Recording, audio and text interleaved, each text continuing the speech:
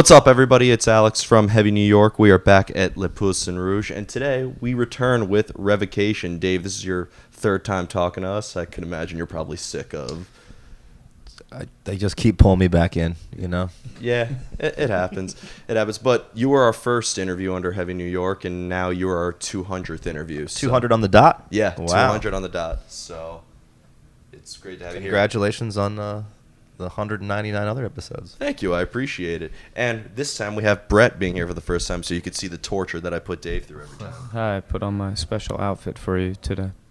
You looking mighty fine. Please wear that on stage tonight. I will do. Yeah. Yeah. You got to start making merch that in this sort of outfit. We're going with more of like strawberry themed everything, so this is just an introduction to the new phase of the band. It's a new fall look. Yeah. I mean, I'm just glad that it's finally not 1,000,000 degrees anymore. Yeah. Yeah. But you released the Outer Ones. This record is absolutely awesome. I personally think you just blew Great As Our Sin out of the water. Let's just give a rundown on how the making of the Outer Ones are. Sure. Started writing that record probably about 6 months into the Great As Our Sin tour cycle, and ideas were just flowing. I remember I sort of handed my homework in pretty early on that one. It was like almost like a year before we had plans to record anything. But it was cool because from there we sort of just tweaked things. We made a lot of revisions to this record. We scrapped whole entire songs, different sections, moved things around. So it was kind of cool to have that much time to work on the record leading up to the actual recording of it. You ever worried that like the songs you scrapped out are going to be on like a B-side record and just be the biggest hit you guys ever had? I mean, I guess it's possible. There was a riff that I took out from the record that Brett told me I was insane for taking out, and we put back in, and now it's like I think one of our favorite parts. It's amazing. Yeah. Which part is it?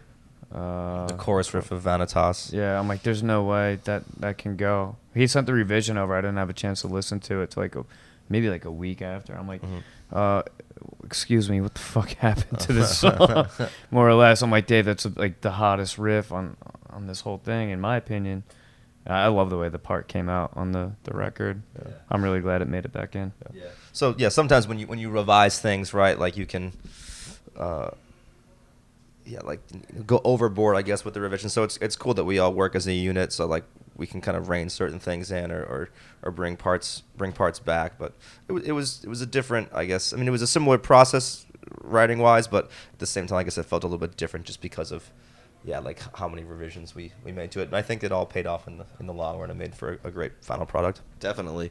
Did you intend conceptually for this record to be like a direct follow-up to Great As Our Sin, or do you consider this record to kind of be like its own entity? You know, I was talking with Luc Lemay last night in Montreal from Gorguts, and he was kind of giving me his outside perspective, and he felt like it was kind of its own thing, and now that I've been sitting with it for a while, I do feel like it's sort of maybe less of a follow-up to Great As Our Sin, and more like, it sort of stands alone. I mean, it still obviously sounds like Revocation in my opinion, but it feels like we just kind of took like a little bit of a different path with this one. I saw a bit of, and maybe this is just my interpretation, but I thought it was a little darker than Great As Our Sin. Yeah, all concur. Yeah, all the way around, I'd say. Mm-hmm.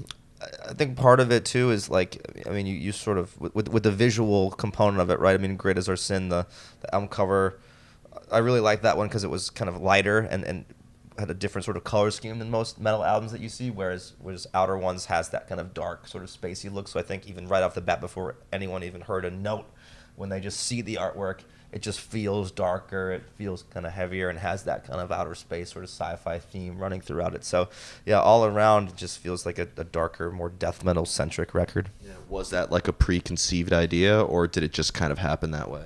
I think it just sort of happened. It just sort of developed. A little bit of both. Yeah, it's a little bit of both. It's like the tunes came in, and we're like, man, this is awesome. And then we just spoke a little bit about direction, and there we go. Yeah. And that's how it went. We also toured with a lot of death metal bands and very influential death metal bands on the Great As Our Sin tour cycle. So we were out with Cannibal Corpse, we were out with Suffocation, we were out with Morbid Angel. You know, sort of the three pillars of death metal, I think, for all of us sort of growing up.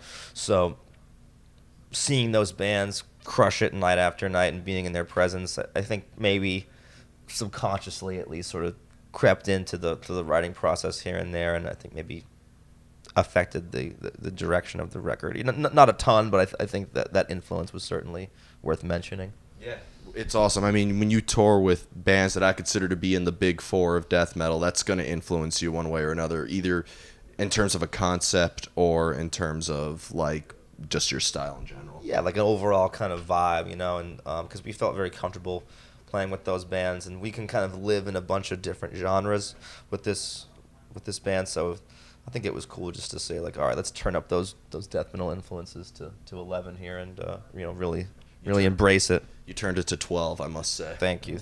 Yeah, it feels comfortable. Yeah.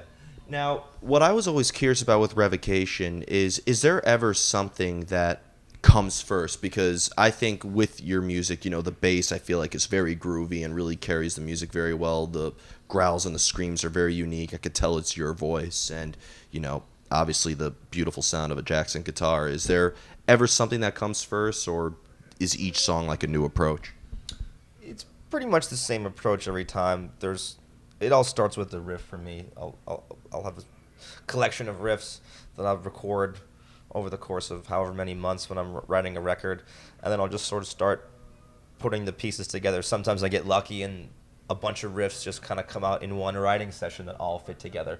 Other times it's a little bit more of a laborious process where I might have a riff from 3 months ago that just sort of fits with the riff that I have right now. But I've got everything kind of cataloged in my computer, so it helps me scroll through my ideas and remember things. But yeah, it starts with the riff, and then from there I just kind of start putting the pieces together, and then I can kind of sort of envision what the whole band is doing in my mind while I'm sort of listening to it, on the playback, whatever. I'm picturing the drums, I'm picturing bass, I might even be picturing vocal patterns, even though I don't have any lyrics. And that's kind of how it comes together. And then once the music goes out to the rest of the guys, that's when they start to like get in there and dig in and like lay in their parts. I mean, I'll give Brett some sketches of like bass lines and stuff like that, and then from there we work he on adds the bass a lot in the studio. Yeah. I'll come up with ideas, and it's like half the shit I come up with, they're like, nah, that's not good, and then we'll just like, how about we do something here in the studio? Yeah, your ability to see the big picture while you're writing it's always been really impressive to me. I've never played with anybody who does it the way that you do it. So it's like Dave will just kind of, here it is, guys, and he explains it very well, and then we just all come in and put our own take on it. Yeah, well, I've always thought that, because I know that your other guitar player I don't know if he still does or if he used to played with Artificial Brain. He does. Yeah, he's the main guy behind Artificial Brain. Oh wow, so he had to do double duty on that Cattle tour. Yeah. You killed it. I'm getting tetanus thinking about that. Yeah, no, it's a lot of work. But and as I mentioned in our first interview, Ash comes from 3 Inches of Blood, and you were in a couple projects before you joined Revocation as well, right? Yeah, that's correct. Yes. We've all been playing for a bit. Yeah, so I'd imagine that working with members who come from other projects, that has to maybe bring in some other elements into Revocation, right? Sure. I think that's the beautiful part of the band is everyone's got their own set of influences, their own style, but at the same time there's a core sort of fabric that holds it all together. Awesome. Now, Brett, when you joined the band, you came in 2011, I believe? 2012. 2012. I was a year off. That's okay. Yeah. But what I was curious is, when you joined the band, as kind of what we were talking, did Dave, like, say, bring in your own sort of mix to the table, or did you have to learn, like, these guys taught me how to play bass, straight up. Yeah, I always played bass kind of more like lead guitar and just in my own weird world doing it, and a lot of incorrect notes to trained ears and things like that. And Dave and Dan like, no, groove on the note, here's the root, and they taught me how to actually play the instrument as the instrument is intended to be played. So I got to really take home a whole new understanding of my instrument when I joined the band. It was more like yeah, bring some stuff to the table, and I'm like, I really have no idea what's going on. I can play the parts, but I need a little bit of direction here, guys. Brett's a very humble guy, but he definitely, I think we helped to maybe like mold the sound to help fit certain parts of Revocation, but there's certainly sections on there that Brett brings his character to, like different tapping sections, things that we weren't able to do with earlier records, because just every player has their own kind of technique and their own style. So there's definitely certain parts, I think, especially on the new record where Brett really shines. So I think it's a good mix. It's a synthesis of like, okay, you have your own style, you have your own identity as a musician, and then how can you sort of mold that identity to fit into the bigger picture of like a band. So it's more like a full cohesive. Playing for the unit. song, playing for the better of the whole unit. Right. You know, that's what I learned how to do. Yeah, 'cause- playing with these guys. Yeah, because imagine if you were in a band before that sounded like Creed or something like that, it might have been a little complicated or something. Well, we'll be putting out a record like that probably next. Maybe. You never know. Now, we already went over this with you. I know that you're the firm Jackson user, but I was curious to your bass gear, what your weapon of choice is. I play Zon basses. It's a great company out of California. We got like graphite necks and fancy pants stuff. No, it sounds heavy. It sounds awesome. I love the way they play. They're awesome. I work with Dark Glass as well, and they make great electronics. Awesome. Yeah, that's what I use for amplification. Did you like adjust your gear to that, like you're listening to what Dave was doing? Yeah, it was weird. When I started playing with these guys, I was playing Padula basses, and then I was using like a Mesa V-twin pedal with the line selector to blend in a bunch of different distortion tones, and it didn't really sit right in the mix with the tones that they were using. So it took I took it out of my setup, and then I brought some distortion back in, and then finally I feel like, I don't know, over the past 2 records, I kind of found where I'm really happy. I'm really, really hyped on the way everything sounds right now. Everything complements, everything else. That's awesome. And one other question I wanted to ask is, I normally don't ask questions like this, but, being that Revocation originally formed from Massachusetts and as well as playing Jackson guitars, just yesterday we lost a really amazing guitar legend from Massachusetts as well as Jackson guitar user. Not that that really matters, but Oli Herbert from All That Remains. I was just wondering if maybe you guys ever knew Oli or something like that coming from... Yeah, I didn't really know Oli too well in the Mass scene. I met him a handful of times, like while we were on tour. So I'm not sure if we ever even met up in Massachusetts proper, or if it was just kind of like through our travels. But what I can say about Oli is he was a super cool guy, super nice. I remember like chatting with him about music, and he just seemed like a really cool guy to talk to. We were like talking about everything from like classical music to like Juicy J. It was like kind of like a funny conversation. Very humble guy, and I mean, as a player, really truly talented, incredible lead guitar player. So yeah, it's super sad that he passed away tragically. So our thoughts and condolences go out to his family and his wife. Yeah.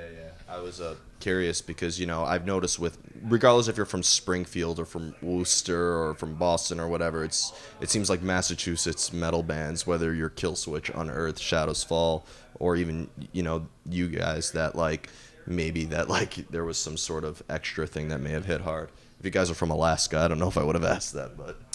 Yeah, like I said, I've only met him a few times, but yeah, he was really a sweet guy every time we met. Yeah. So before we go, I wanted to thank you guys so much for your time. First interview on Heavy New York, and then now your interview 200. Before we go, The Outer Ones is officially out. I know you're heading to Europe with Archspire, Rivers of Nile, and Surreption. Mm-hmm. Is there anything else you'd like to promote for the Great As Our Sin record cycle in 2019? Sure. Or Great As Our Sin, Outer Ones.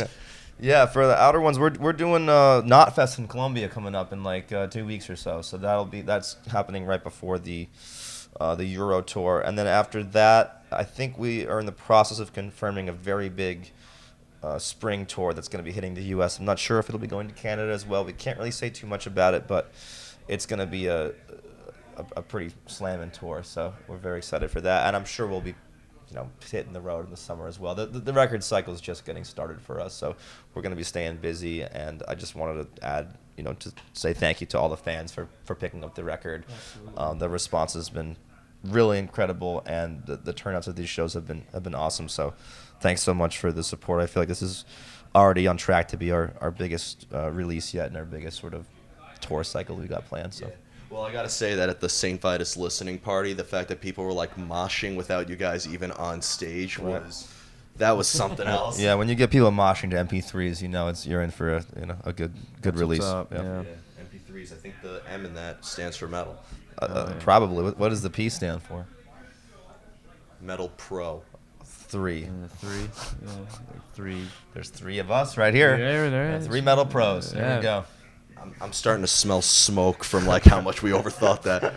Cool, man. But thank you guys so much. It's always great to see you guys. Appreciate it. Thanks, Good to man. see you, Everybody, we are here with Revocation. Be sure to pick up the Outer Ones out on Metal Blade Records. Catch them if you're in Europe and watching this. Catch them on their tour with Archspire, Surreption, and Rivers of Nile. Catch them at Knotfest in Colombia and whatever tour they're not allowed to talk about in 2019. I'll see you next time, everyone. Happy New York, everybody.